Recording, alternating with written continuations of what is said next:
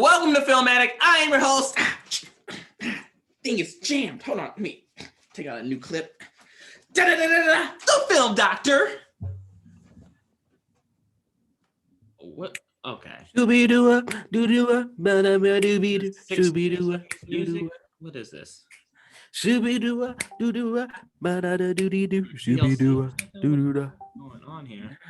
And the film, Sir Jam!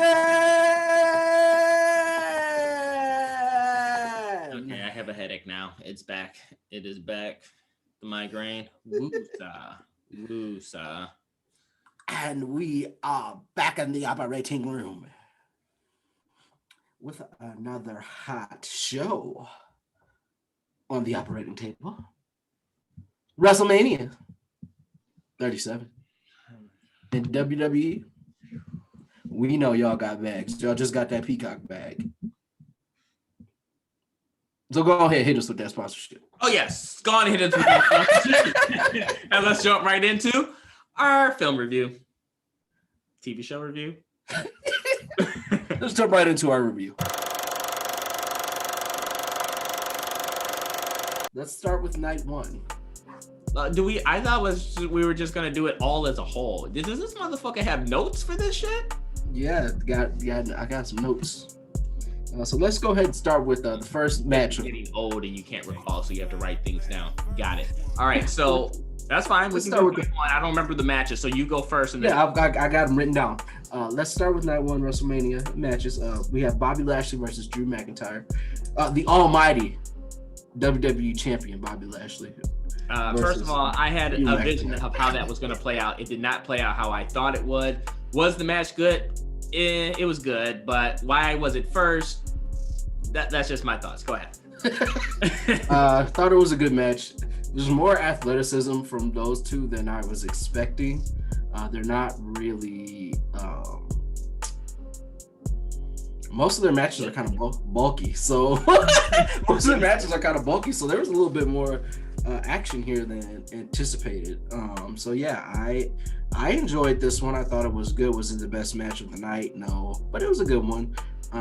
Again, I'm with you. I don't know why this was the first match on the show, seeing as how we have two terrible things that could have went before this. But you know, it is what it is. It's like they have a child that's doing the booking card, like child, each and every, and they're not.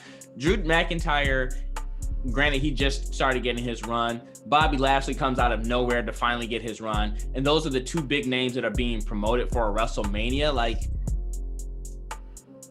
I liked my theory. My theory was, you know, they have this whole storyline where it's like whoever takes out Drew McIntyre will get a WWE title. That should have been at WrestleMania. Brock Lesnar comes in and destroys Drew McIntyre, beats up Bobby Lashley and gets the title again, and all the fans are mad because he's a temporary champion, or you know, comes in whenever he wants and leaves whenever he wants, kind of ordeal. But that would have been a better storyline and a better way to end WrestleMania. Granted, and I know we'll get to it, it's still how they ended it for the Sasha and Bianca Belair. Bianca Belair. I don't know why I couldn't think of that chick's name. That still was a good match, but we'll get to that because I have some problems with that still too. Okay. So after Bobby Lashley, the almighty WWE champion Bobby Lashley, he's got like 10 names now. And Drew McIntyre, we had the tag team turmoil match. That's the women's one, right? Yeah, the women's match. We had Naomi and Lana. I'm just gonna comment on it real quick. This has not even been WrestleMania. This has been Botchamania. I can't even tell you how many mistakes. And when they called the wrong people as the winner, I was like, the fuck? Like, you just gonna try and hide that shit? Like, oh, my bad, correction. Like, they were so nervous to be back live, face to face. Like, everybody was fucking up, slipping on ramps, calling out the wrong things, hitting each other with moves and missing. It was terrible. Go ahead. The tag team turmoil idea and match was bad. They should have just kept this, and it has to happen this way because they refused to build up the women's tag division the right way. And so then you just got to throw all these teams in against each other. If you do it the right way, build up the women the same way you do the men and just let it roll. build up these tag teams the same way. Well, I'm even mad. Like, they had a way that they were building up the women, giving them their own pay-per-view with Evolution. Did like 1 or 2 of those, and it just stopped. You know, having big matches that would end certain pay-per-views and or shows, like when Sasha went versus Charlotte, and they tore the house down in a the final match, main event for like a Monday Night Raw. Like, they stopped kind of giving them that shine. Mm-hmm.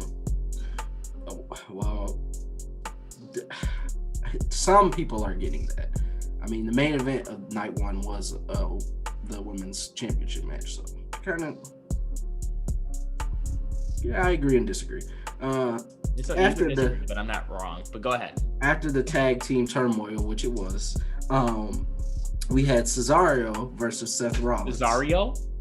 Yeah, but I thought, is it I-O at the end? Cesario or Cesaro? Cesaro. There you go. Excuse me, Cesaro, the Swiss Superman. There's an I in Swiss. Go ahead. Yeah, the Swiss Superman versus the Friday Night Messiah now. No, I'm gonna quickly comment again because you're naming the matches, and I just want to get my thoughts out because I don't recall all the things. But that match, I'm just happy for Cesaro, for him to finally get shined. The match, it was decent. I mean, the best part is when he was about to curb stomp him, then went up for the upper arm and smashed him. But there wasn't anything that really stood out. I think there was a botch in that match too when he was trying to swing him or something. I feel like I remember, but other than that, it was they were trying to do some top rope move and they messed up because they messed it up. Yeah. And that's fine. We're human. We make mistakes. It wasn't like a Botchamania women's tag team botches, but but it was a decently good. I thought it was a decently good match. Cesaro getting the win. I think that's the way it should have worked out. I thought it was pretty good. Next, we have AJ Styles and Omos versus the New Day for the WWE Raw Tag Team. I can't stand Omos. First of all, he was great. This was a great match. Match. They had some botches too, a couple. But Omos needs to go to the dentist and get some teeth work done, so that when he smiles or opens his mouth, he has a full set of teeth. And he needs to actually learn how to wrestle and do stuff. He's just big and just doing stuff, and he comes out of nowhere, and then he gets a tag team title with one of the greats being AJ Styles. It just made no sense for New Day, one of the greatest tag teams, to lose to them, and he really didn't do much. The match was entertaining to watch here and there, but I'm not happy with the outcome. I'm not happy with Omos as a wrestler. I'm not happy with him becoming tag team champs, unless they have a really good storyline moving forward. So we'll see what happens. I thought it was good. I mean, he's a big man. I think he's still learning how to wrestle, but for what they showcased, I think for the moves that he showcased that he had was pretty good. I think the New Day did an absolutely good job of selling and making him look very fierce. So props to them, as they always do. They did a good job So you're not going to mention anything about his dental work. All right, keep going. No, I'm not, because it's not important. And as always, AJ Styles was the phenomenal one. So, yeah, it's a good match for me. After AJ Styles and Omos versus the New Day, we have Braun Strowman versus Shane McMahon. That match. This feels like we have to do something with Braun Strowman. So here, let's give him Shane McMahon. I love Shane McMahon, but Shane McMahon should not be fighting big beast monsters like that. His epic matches come from people that are his kind of size. Kurt Angle and him, yeah. Yeah, the Kurt Angle, Shawn Michaels, AJ Styles. He really should have, oh my God. If he would have been like him and AJ Styles, that'd have been match of the fucking year. For sure. I don't think they've ever fought, and that would have been a great match. But him and Braun Strowman, it's like Omos. Like, if you're gonna put monsters in there, put monsters to get against monsters. Stop putting this whole David and Goliath bullshit. Like, it means nothing. And Shane's a fucking legend when it comes to WrestleMania. And I really think that only because of Shane did that catapult Braun inside of this match. I roll at this one. It wasn't great. I mean, it was okay. Less than okay. I mean, there was nothing I could have done without it. And honestly, they had a botch too. They slipped on the rope. Granted, the rain or whatever, but Is that what you're doing? You're just pointing out all the botches? Because if it's gonna be slippery, then take some time to wipe down the damn set, okay? Like, why are we not doing that? I could have done without Braun versus Shane, but it was mad. After that, we had Bad Bunny and Damian Priest versus Miz and Morrison. Yeah, there's goods and bads to this. Number one, I hate when they do these celebrities versus actual wrestlers and then give the rest. They did it with Floyd Money Mayweather versus Big Show, and he beat him. Another David and Goliath story, because that's what Vince likes, because Vince needs to pass it along or pass on, because I'm getting tired of his vision, and we need new vision and new direction versus seeing the same shit all the fucking time. But I'm tired of the whole celebrity thing. I don't like Bad Bunny. I hate this little corn puff here and one back here. It's just like, bro, go get your hair done. Like, you making millions and billions. You got a Bugatti. Like, get your hair done. I'm tired of seeing you like style, that. Though. Why are you judging people cosmetically? I'm tired of his span. Let's do a 3-minute promo and 2.5 minutes in Spanish. We get it. You're from Spanish heritage, but motherfucker, I'm English and I'm watching this in an English show. Let's not do a whole fucking set of Spanish. So horrible right now. But his wrestling, yes, he shined in that entire match outside of every other wrestler, even John Morrison, who's that high flyer. He didn't do as much as what Bad Bunny did. We didn't get to see Starship Pain. Starship Pain is that John Morrison? Yeah, Starship Pain. That's one of his moves. Well, I think it's the top rope move where he splits his leg on the rope. And then Bad Bunny did outshine inside of this match, doing things that we aren't used to seeing from, your typical celebrity star wrestler in a match. And but I still think that was a bad matchup. The Miz, one of the greats. Yeah, and you can roll your eyes, but I like heels, and he is one of the greats. And he is one of the greats. And MTV's The Challenge. Continue. He's one of the greats. He's one of the greats, and to put him up against an NXT person that just came in and Bad Bunny, terrible decision, terrible booking decision. But Miz made it look good, and then to take a loss to him, oh my God! I mean that. It's actually perfect because they're setting up a good story. They're setting up the story to split up Morrison and Miz, which I think needs to happen. So I thought that was going to happen a long time ago, and it didn't. Well, they're setting it up to happen now, which is good. I would have loved to see that as a WrestleMania match than him and Morrison versus Bad Bunny and Damian Priest. It was surprising. Celebrity matches I'm very aware of, but it was surprisingly good. I guess. Surprisingly good.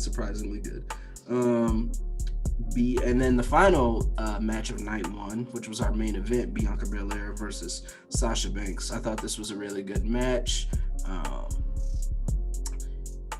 The using the hair as a whip thing was very the sound they got on that was good though. Motherfucker, I cringed. I was like, ooh.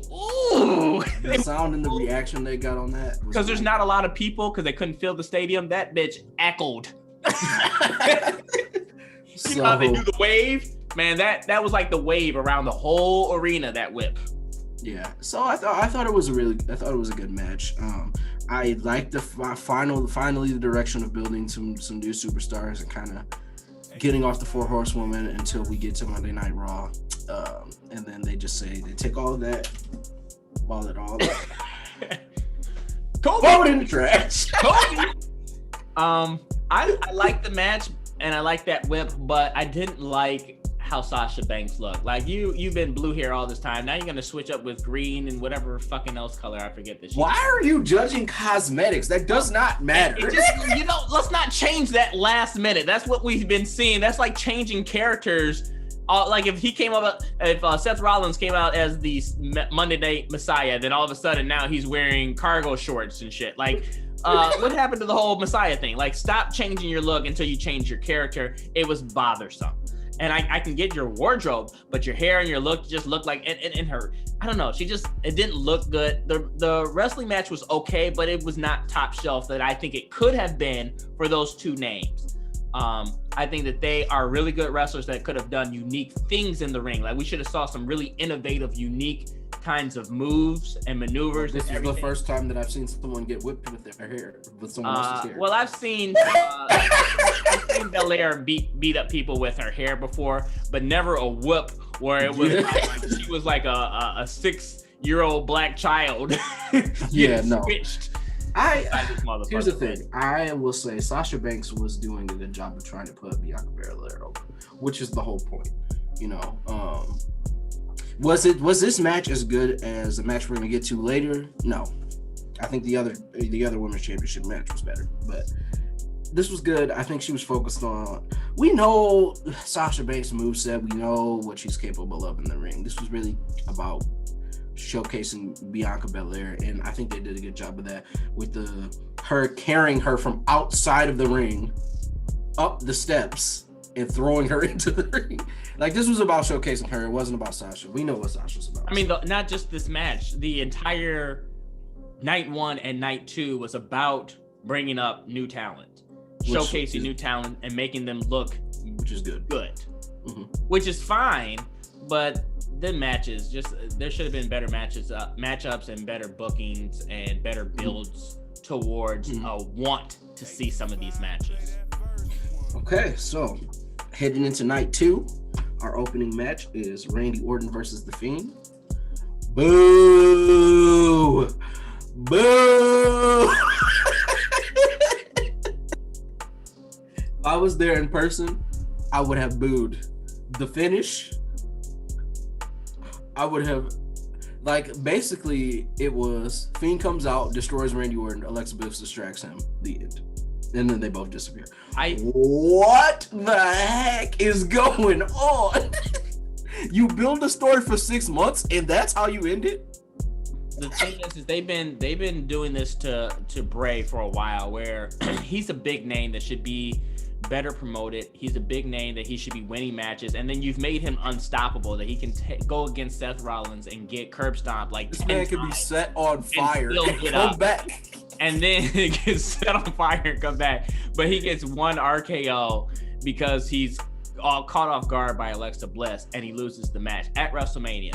He is, in my eyes, when you lose The Undertaker, who retires, he was the next biggest name that they could have built properly if they would have booked him better and built his stories better and his character better to winning. I don't know what the hell they're doing. And then they tried to explain that with the story. Oh, we're going to explain it on Monday Night Raw, why he did, why she did what she did and why he lost. And after watching that, I still was like, okay, so did they explain it? I'm still lost. What the fuck? What the fuck happened? What was the reason why all of this went down? Like, I'm still mad. You explained nothing. Terrible decision. Terrible decision. To put Randy Orton over. To put him over and then put him in the title picture. That terrible decision. He's already over. He doesn't need it. Bray needs it. No, he didn't need to win that match. He's a 14-time world heavyweight champion. Yeah. I agree. I don't know why they did that. And it should have been revenge for someone to get set on fire and come back and still lose. It was like, come back with a new look and then change the look again. Like, what is the purpose? Yeah, that was terrible. So then after that, we had Nia Jax and Shayna Baszler versus Natalya and Tamina. More botching, definitely happened in this match.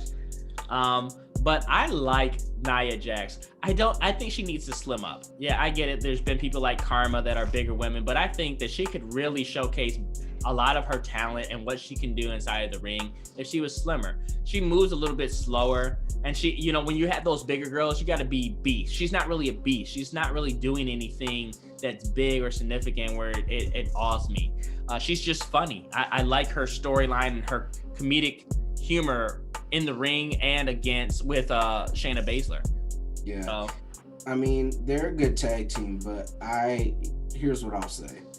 Their decision on Monday Night Raw doesn't shock me with the women's title picture to do what they did again, to draw from the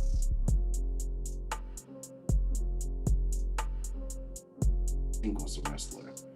The problem is they don't have tag teams to supplant them, the good built up tag teams to supplant them, because Like, I'm not even gonna jump on Monday Night Raw. They don't have good women's tag teams built up to supplant them, and so they can't make her a singles wrestler. Because I would love to see Shayna Baszler versus Asuka, Shayna Baszler versus Rhea Ripley. I don't want to see her against Charlotte. You'll see that in time. It's not needed to see it now. You'll see it in time. I'm sure they always do this, but my whole thing is that they had an opportunity to build somebody good, because Tamina killed inside of this match. Nobody's now I don't like, Tamina. Nobody's meaner than Tamina. Tamina, she killed in this match. I don't like that she's a little bow-legged when she moves. She's a little slow. She's a little sloppy in the ring here and there, but she killed inside this match. She was the showcaser of all, and she really should have won. That would have put her and Natalya over, even though they haven't really focused on a story of them being a tag team. And that's what I'm saying. This is why I'm saying this. I would have had them win that match. So that way, when you go on a Monday night, as opposed to bringing Charlotte Flair back, you can use Shayna Baszler. Like, never mind. The match after this one. The match after this one.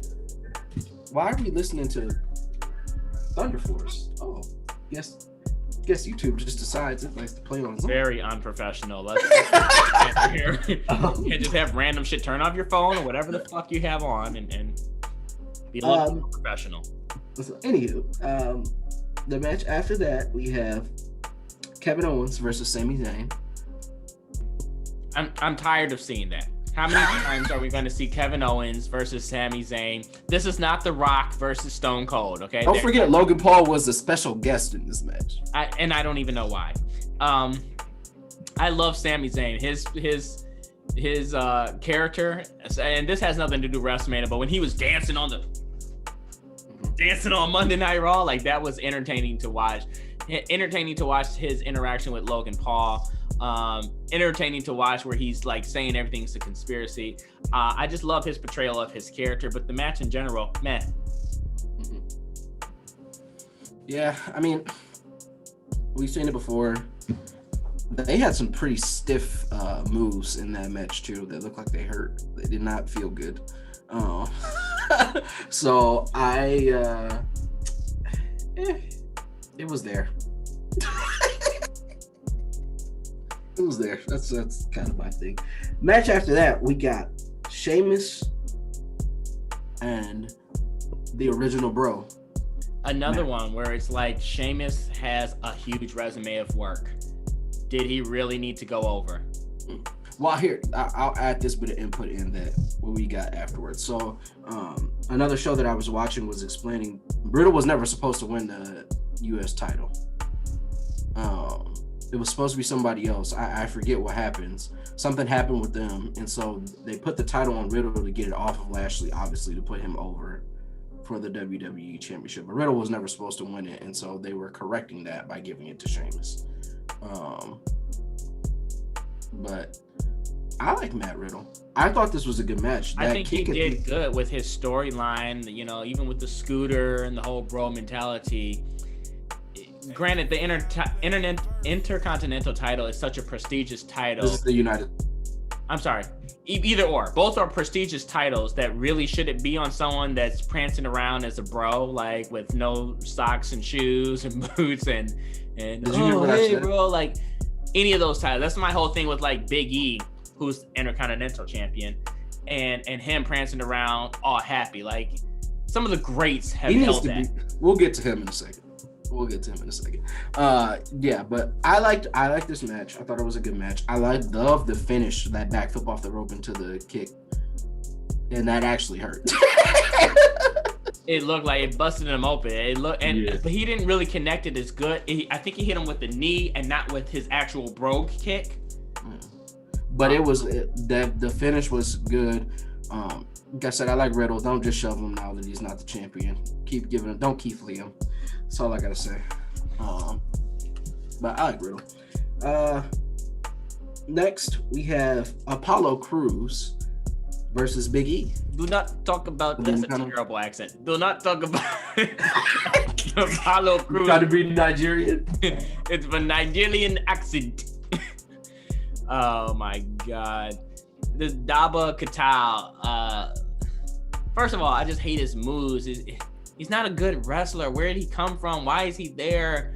Yeah. Why? Like, I get it to put Apollo over and everything, but it was just pointless for Big E because you mean light skinned Wesley Snipes from Coming to America? Okay. That's exactly what he was dressed like. Terrible. His attack with his punch. This must have watched Coming to America and said, "Oh, maybe we can use this Wesley Snipes character." The match was going good. I don't like the ending, but I also didn't like Big E as the champion in that character mode. Big E needs to be a heel immediately. I get that they're trying to keep the whole New Day power positivity, and they've made a lot of money off of that. That's great, but you make a bigger character by changing things for them. The Rock is huge, right? But he was a heel at one point. He's flipped back and forth between face and heel often. It's like Roman. They didn't do good until Roman became a heel. They're scared to put people as a heel because they want to keep selling this bullshit ass franchise to kids. Kids products, toys, and whatever else. It's all about money instead of what's good for the character. Yeah, well, there are good and bad guys in life. Yeah, that's a lesson to teach kids. Not everybody is a good guy.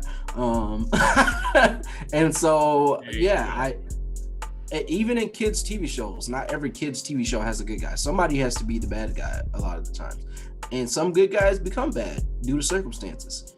It's just Big E's time. He can't be like, it's time for him to not be a face. Like, I honestly think that there are some... That's not just him, though. That's all of New Day. If they break up New Day, like Xavier Woods turns on Kofi or something, break them up for a little bit as everyone's singles and a bad guy. When you bring them back, they're going to be bigger than they were before.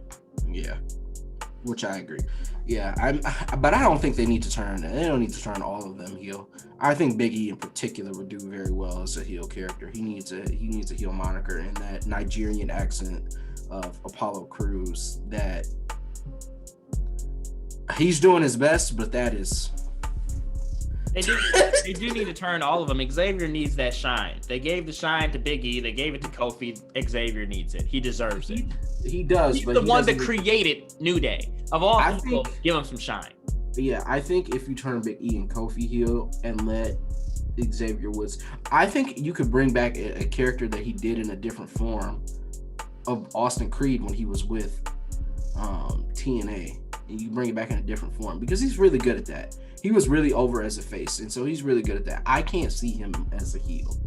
It'd be very hard for me, but maybe he has it in him, and I'm wrong. Could be wrong. Willing to admit it. Our next match is Rhea Ripley versus Asuka. We can skip it.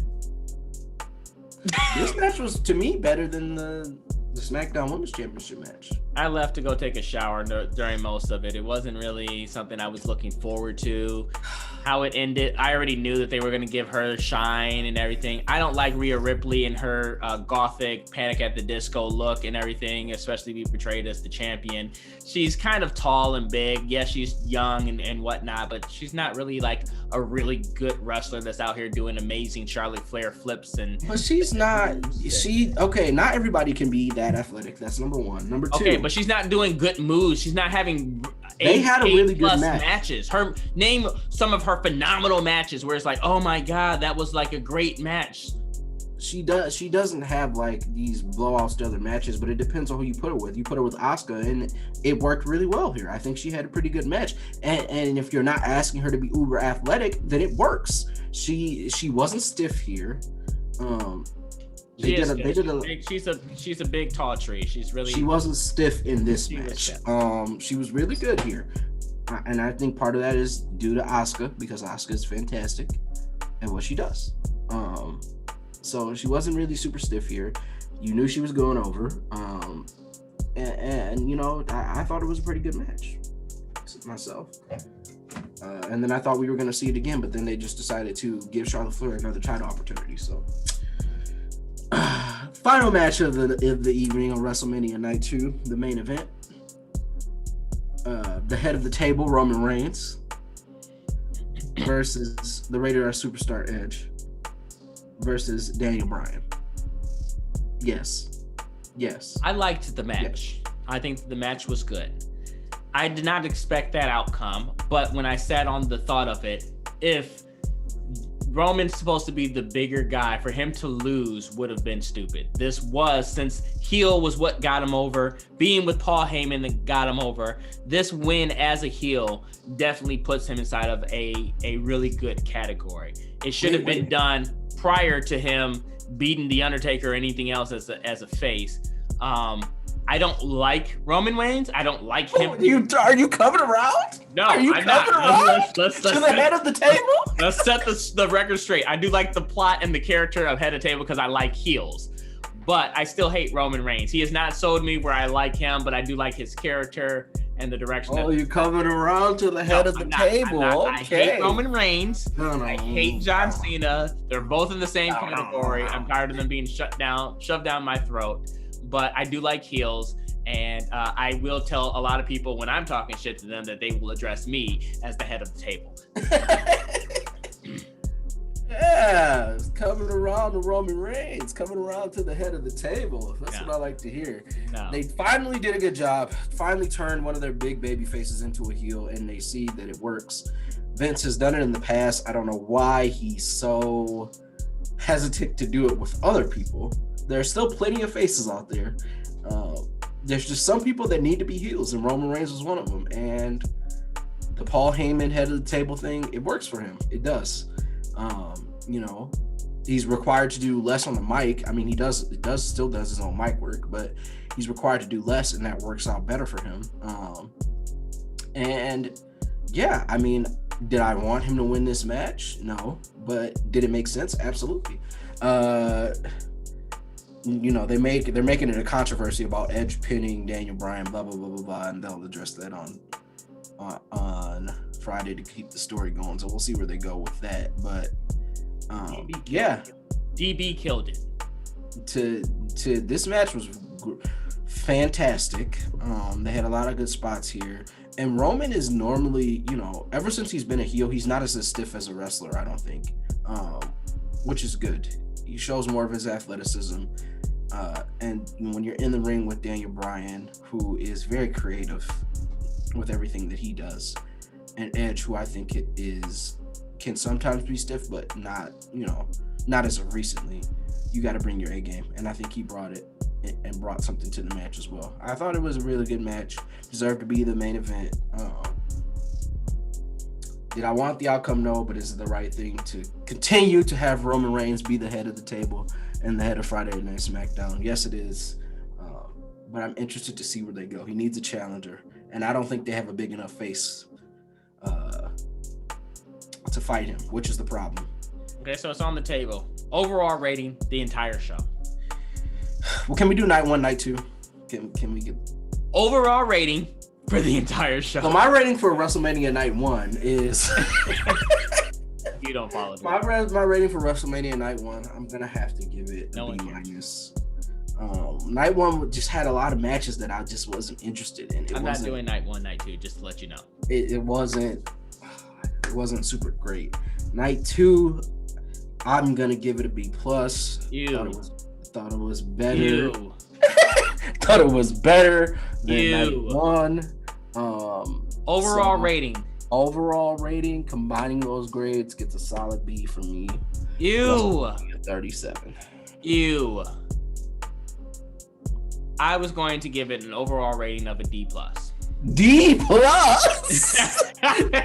Oh my God, Jesus. But I felt like I'm a little too harsh, and I'm saying that because when I look at a lot of the WrestleManias, like when The Rock versus Hollywood Hulk Hogan versus Andre. But you can't do that. They don't have stars like that anymore. You can't do that. Can I finish my reason of why I'm giving it what I'm giving it? Okay.